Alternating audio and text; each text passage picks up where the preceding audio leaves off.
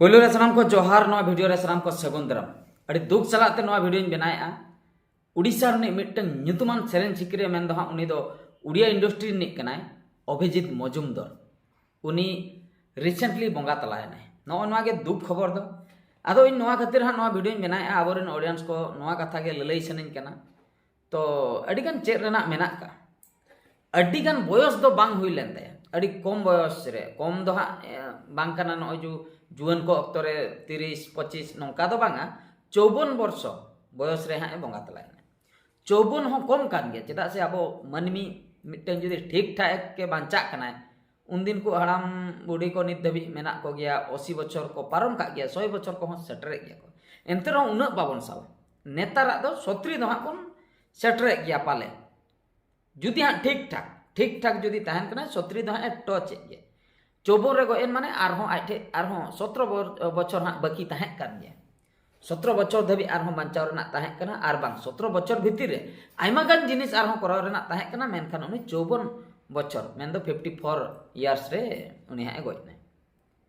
No नवा गे दुख कथा आदो किछुगान आबो इदी कतन भूल हुयुक कना नो नवा कोगे इन हाँ किछुगान इन उयहर तियु का नवा को आपे को हाँ तीना ठीक पे बुझे भूल पे बुझे बइन बड़ा सनाम लेकना हाँ कमेंट तबन पे नवा वीडियो नेल कते भूल दो नवा कना आबो को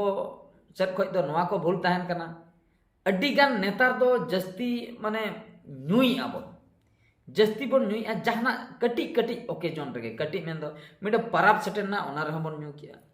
मिड होड़ा बर्थडे ओना रह बन न्यू किया मिड रस्क बुझेना मिड सक्सेस नामेना ओना रस्क ते बन न्यू किया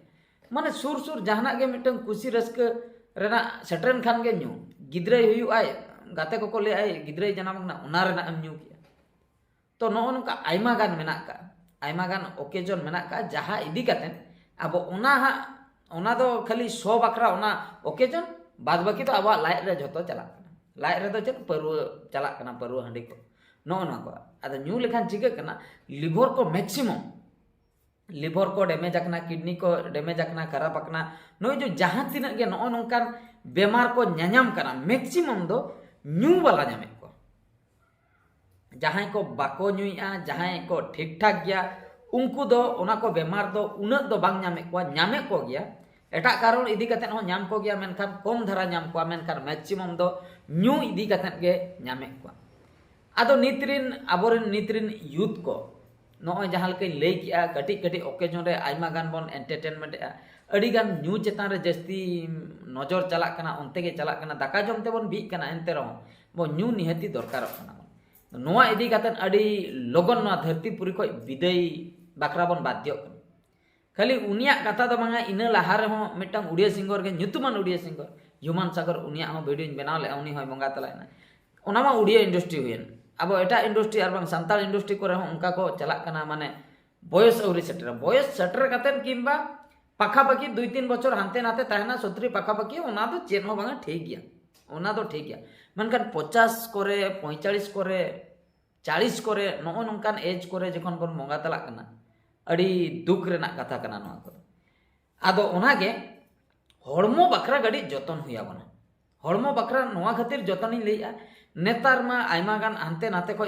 जमा बन जमे उन दिन दो ना फास्ट फूड को बांग ताहे कना नेतार ओना जंक फूड फास्ट फूड को सेटरेन खान ओना को इदी कतन हो हड़मो खराब कना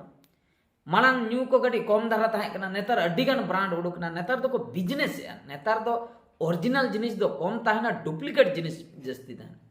दिसी परवा करे इनमा बन्यु बड़ाया मेनखान इन आंजम बड़ा का टैबलेट कोते को बनाया टैबलेट ते को बनाया से टैबलेट आते को आड़ागे उना डिटेल्स बन बड़ा ओना बन्यु काते बन तर्जमा का माने लई बड़ा को केमिकल को मेसा कना चेना काते जो माने बुलु और बुल माम बुलु माने हरमो हो खराब आदो बुल बखरा दो चेदा निया इnya लई दो बुल बखरा दो चेदा निया बुल लेखान दो चेन पुइसे ᱧᱟᱢᱚᱜᱼᱟ से मिट जहाना के ᱧᱟᱢᱚᱜᱼᱟ बुल बखरा ᱧ तो दाकाम जम खान दो मिटर रेंगे ओक्तो रे दाकाम जम खान ना दो लाई बिया ना दो बांचा बखरा हो लाई बियन तिnya ठीक दाड़े को हेज nya और मिट न्यू याम बुलु बखरा न्यू कि am बुलेनाम तापा मनाम कपरी नाम नोर दो चेत रस्क दो एनते रहो अडिगान ओना डाहर ते बन तड़ाम का आदो चेत चिके कना उनी हर दो जीवन रे माने चेतन से तो बाय राकाब दड़े जहां रे ताहेनाय एंडेगे ताहेनाय बखा लातार सने आंगो जुदी हम आयो बाबा तक टाका पैसा को रोजगार करते को दोहो हटो का लाख लाख टाका जुदी गिद्र उनी जुदी ओना बुल डहार रे ताड़ामाय से ओना टाका को तो भाई मरे ओटांग चाबा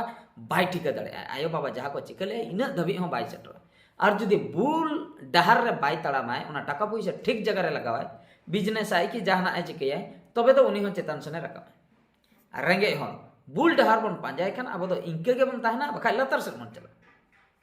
बाबन चेतन दाड़े चेतन बाबन रकाब दाड़े आदो बन लिया नाते सरकार नोनका परा इन चावली नाम किया परा बाय एमा दिया उना इदी कते खपरी उना इदी कते टेंशन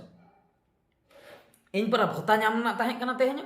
1000 टाका बाय एमा दिया परा उना इदी कते दड़ बड़ा कना चेदा बाको एमने इन जुदी लिया चेदा एमामाय चेद खातिर एमामाय आम दो चेद एम चिकले उनी बखरा चेद एम चिकले सरकार बखरा अब बन लई तो सरकार बन दोसे कान दो धरो जो पर्सनल मिमिटन होड़ा के बन चिंते इन जुदी लिया मेडा हराम कते भत्ताय इमाኛय बका रेशन कार्ड गे इमाኛय रेशन कार्ड एमा दिया ओना ना बेनिफिट किछि किछि चावले को इन न्यामा इन जुदी बन न्याम लेया जुदी ओना इदी कते सरकार इन क्वेश्चन या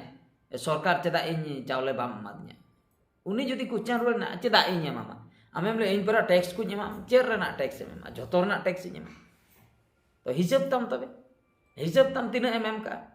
टोटल जुदी मीटर रेंगे होड़ा कते लइया जुदी हिसाब आय 1 लाख हो सेटरो आसे बांगा बइन लेदा 1 लाख हो सेटरो आसे बांगा माने गुजु भीतर ते नुआ तो चिके कना न जो मिमिटन माने कटी कटी जहां बाबन ले कटी कटी जिनिस जुदी मिट ठेनो अडी ढेरो अंका के भारत जगत रेन हर जकोन मिमिट टाका हो को एमेया तबे दो टैक्स आकारते जुदी जतो हर को एमे तबे तो कोटी कोटी टाका हुयुक कना आर जुदी ओना जुदी जतो हर बाबन एमा मिट हर गे एमाय तबे मा शुद्ध 1 टाका के चला कना मी हर ठेको उनी जुदी 1 टाका लाठा जावराया हाड़ाम धबी ते हो माने 1 लाख हो बांग हुयुते तो ओने उनका कथा अब तो एटा चेतान रे चेदा बन डिपेंड सरकार चे चिके किया बाय चिके किया उनी चे राशन कार्ड एमा बन कनाय से उनी बाय एमो खान दो रेंगे ते बन गो जो आबोते तो बाबन कमी आबोते कमी हुया बना आबोते रोजगार हुया बना उनी भत्ता टाका एमो कनाय बाय एमो खान बन गुजु आबोते बन कमिया माने नो उनका कथा तो अब तो उनी चेतान रे चेदा बन डिपेंड कना अब आबोते हम बन किछि कोरा बकरा बन चेष्टायमा आदो अब जुदी कोरा बकरा बन चेष्टाया तबे दो अब हड़मो बकरा हो किछु जतन बकरा मने रे हिजुआ बांगा इना हड़मो कटे जतना जेहेतु इन बकरा कोराय कटे चेतान से रकाम सेनिन कना टाका पैसा ओका को हिजुआ इन बांचा तबे तो चेतान सेनिन रकामा फैमिली को ठीक धरा को ताहेना तबे तो अपनारा हड़मो बकरा नासना एम जतन न्योगा आर जुदी मिटन ओनागे परिश्रम लेका बाम बुझे सरकार एमन कना तबे न्यू तेगे मोटांगा जुदी सरकार मासो पिछे एमो जहां गे पैसा तो हूँ मागड़ा के मुझे फ्री ते नामक कना न्यू ते मोटांगा चेन हो टेंशन बनुआ आर जुदी आयो बाबा धन सम्पत्ति ताहे को ओना हो न्यू तेगे मोटा आद मने रे नोका चेन इन चिके नुना ढेर टाका ना हापे न्यू न्यू ती न्यू चाबा लगे आद जिनिस नोका कना न्यू न्यू ते न्यू चाबाय खान दो अडी नो नोका कम बयस रगे नो धरती पुरी कोई बगी कते चलाव हुई नो नोगे अडी दुख रेना कथा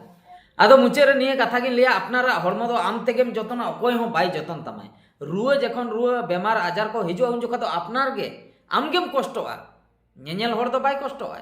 ओना खातिर निजरा हड़मो जतन दो अडी गान गे लगती कना ठीक है तबे नोआ वीडियो चेतान रे कमेंट तबन पे नोआ वीडियो नतरी मुचेत के मुचे रे सनाम को गॉड जोहार।